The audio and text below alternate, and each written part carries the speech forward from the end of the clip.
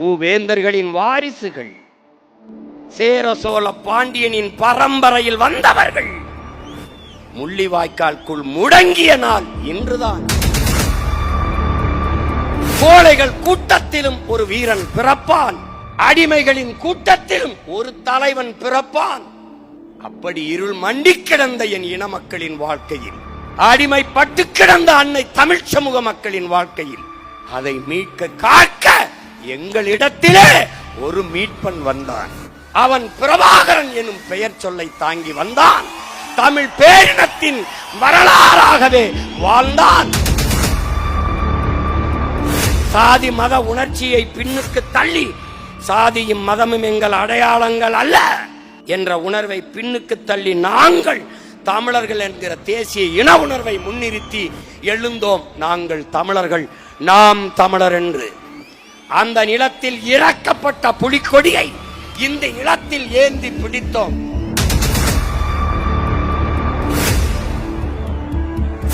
உலக வரலாற்றில் பயங்கரவாதி என்று சொன்னவனை, தடை செய்து வந்தவனை தலைவனாக ஏற்று இறக்கிய புலிக்கொடியவை ஏந்தி ஒவ்வொரு தேர்தலுக்கும் ஒரு சின்னத்தை தந்தாலும் தளராது களத்திலே நின்று, தோற்றாலும் தோற்றாலும் தோற்றாலும் இன்னும் துணிந்து துணிந்து களத்திலே நிற்கிற ஒரு புரட்சிகர அரசியல் படை நாம் தமிழர் கட்சி மட்டும்தான். சாதிக்காக கூடுவான் பல லட்சக்கணக்கில், சார்ந்த மதத்திற்காக கூடுவான் பல லட்சக்கணக்கில், கும்பிடுகிற சாமிக்காக கூடுவான் பல லட்சக்கணக்கில். ஆனால் முதலாக வரலாற்றில் தான் பிறந்த பெருமை மிக்க தமிழன் என்கிற இனத்திற்காக இப்போதுதான் கூட தொடங்கி இருக்கிறார். இதுதான் வரலாற்றில் மாறுதல், இதுதான் புரட்சி. கூட்டணி வைக்கவில்லை என்றால் உங்கள் கூட வருகிற உங்களை நம்பி வர்ற பிள்ளைகள் சோர்ந்து விட மாட்டார்களா? விடமாட்டார்கள். எனக்கும் அவர்களுக்கும் இருக்கிறது சோற்று பசி அல்ல, சுதந்திர பசி. நாம் ஆள் மாற்றத்திற்கு, ஆட்சி மாற்றத்திற்கு வந்த அரசியல்வாதிகள் அல்ல. அடிப்படை அமைப்பு அரசியல் மாற்றத்திற்கு வந்த லட்சியவாதிகள், புரட்சியவாதிகள்.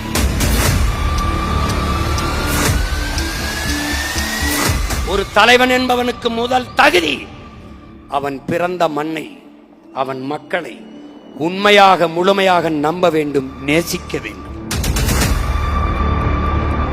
எளிய மகன் சீமானை தேடி, அவன் சின்னத்தை தேடி, 8வது பெட்டியிலே தேடி, இத்தனை ஆயிரக்கணக்கான கோடி பணத்தை தாண்டி, சாராயத்தை தாண்டி, சாப்பாட்டை தாண்டி, சாதி மதத்தை தாண்டி மான தமிழ் மக்கள் 36 லட்சம் வாக்கை போட்டு தனித்த பெரும் கட்சியாக, மாநில அங்கீகாரம் பெற்ற கட்சியாக, இந்திய அரசியல் வரலாற்றிலே, தமிழக அரசியல் வரலாற்றிலே தனித்து நின்று ஒற்றை கட்சி, மாநில உரிமம் பெற்ற கட்சியாக வளர்ந்திருக்கிறது என்றால் என் மக்களின், மான தமிழ் மக்களின் மதிப்புமிக்க வாக்கால் தான். என் முன்னாடி திரண்டிருக்கிற என் உயிர் உடன் பிறந்தார்கள், அவர்களுடைய உழைப்பில் தான் அந்த வெற்றி.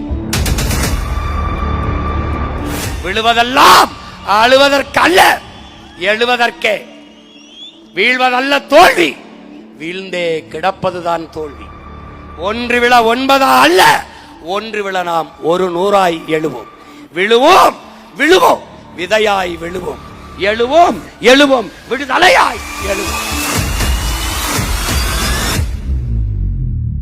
தோல்வி நிலையென நினைத்தான் மனிதன் வாழ்வை நினைக்கலாமா?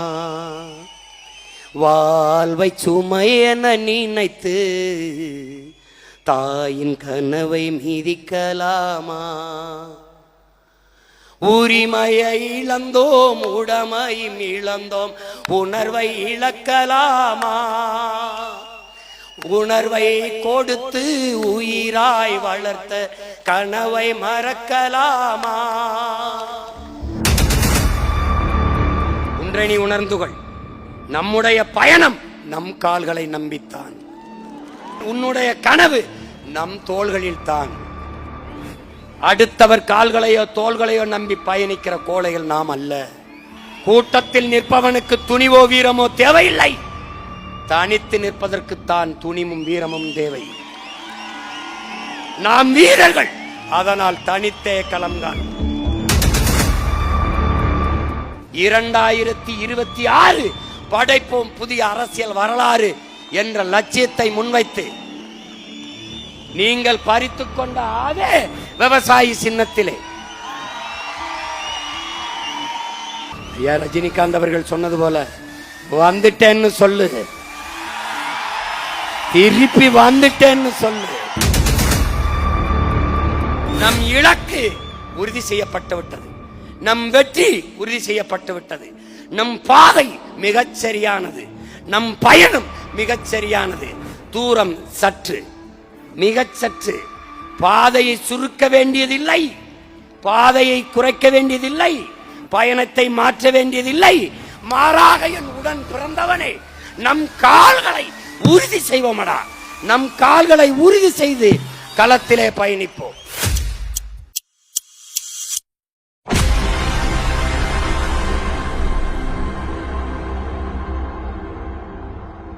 நாம் தமிழர் என்பது கட்சி அல்ல, அடிமைப்பட்ட தமிழ் தேசிய மக்களின் உரிமை மீட்சிக்கு விடுதலைக்கு போராட வந்த மக்கள் ராணுவம் என்பதை எண்ணரும் தம்பி தங்கைகள் மனசில் வைத்துக் கொள்ள வேண்டும்.